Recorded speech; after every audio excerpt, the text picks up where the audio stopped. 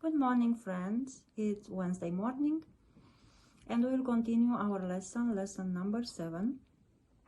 And for today, the only hope. Point A. How important is that our speech be pure, especially in these last days, and how only is this possible? Revelation 14:1 and 5, we see that a description of the group of the people that will be saved. And in verse 5 said, "In their mouth was found no guile, for they are without fault before the throne of God." Without guile, without fault. That means integrity, pure speech. We say what we mean, and we mean what we say. Our words should match our actions. Actually, being in control of our life is being in control of our tongue. But our tongue is just speaking what is in our mind. And so many times we lie. Why do we lie? We think sometimes that, oh, this is not a bad lie. We call it white lies. That I try not to get into a conflict, I try to make someone happy, or to avoid something bad, I will just say something that is not that bad. But is that so? Because every time when we speak, our words create a road, and the quality of that road goes so far and is related to our integrity. If we speak truth, that road is going to be a long one and a nice one. But if we speak lies, that road is not going to be a nice one and it's going to be a short one.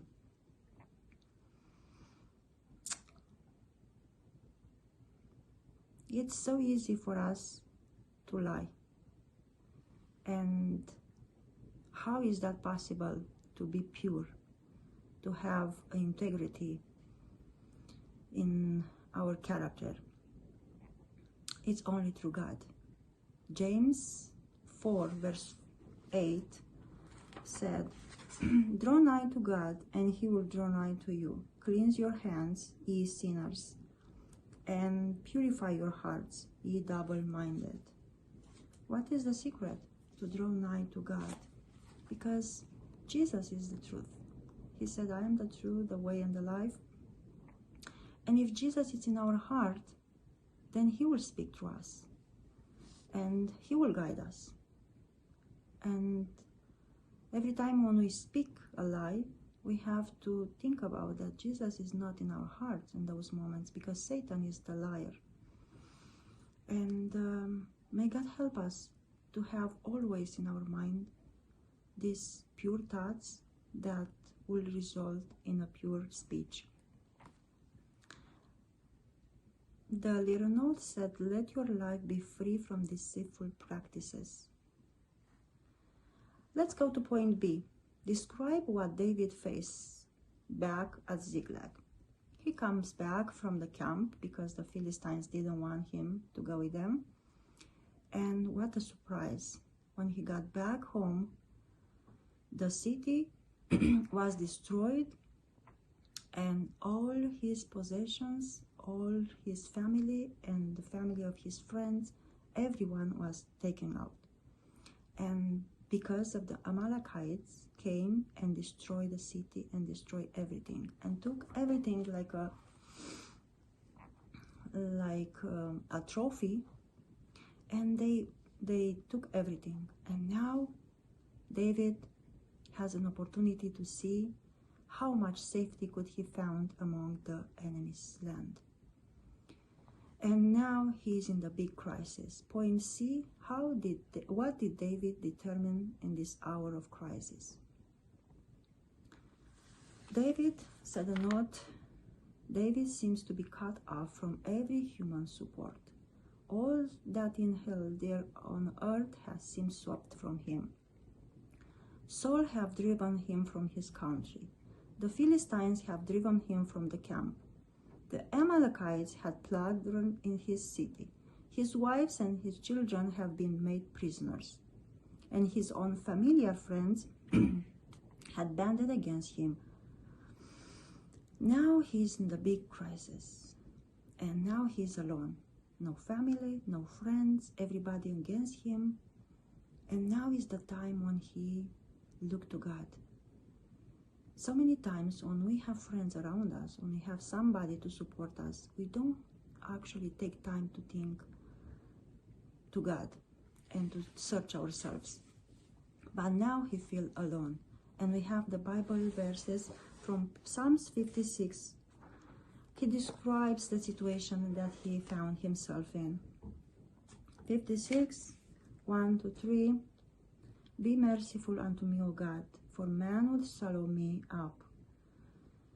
And the Bible verse goes down, and Bible verse 3 said, what time I'm afraid, I will trust in thee. And 10 and 12, in God will I praise his word. In the Lord will I praise his word. In God have I put my trust. I will not be afraid what man can do unto me. Now he is alone, and the only thing that he can hang on is God. And he turned around and talked to God and cry unto him and confess his problems and his sins. And he found out that nothing on this world can help him. And this is us. So many times when we are in conflicts or trials, we try everything else but not God, and we think that it's gonna work. But finally we'll find ourselves by ourselves, alone, and that is the time when we think on God. Why is so easily for us to work it out, something alone without God? We know that this is not gonna happen. We will not have peace. We will not be safe without God. But we are still tempted to do it like David. And we praise the Lord for his lesson. We praise the Lord that he found peace in God and hope in God. And we praise the Lord that he felt that God still loves him, even though he did so many mistakes during this day that he found in this big crisis now. But he confesses all, and he knew that God is gonna forgive him and he will help him. May God bless us today to look to God when we have problems, situations, trials. The only hope is God, and to let Jesus live in our hearts, that our lives, our speech, everything to be pure. See you tomorrow. May God bless you.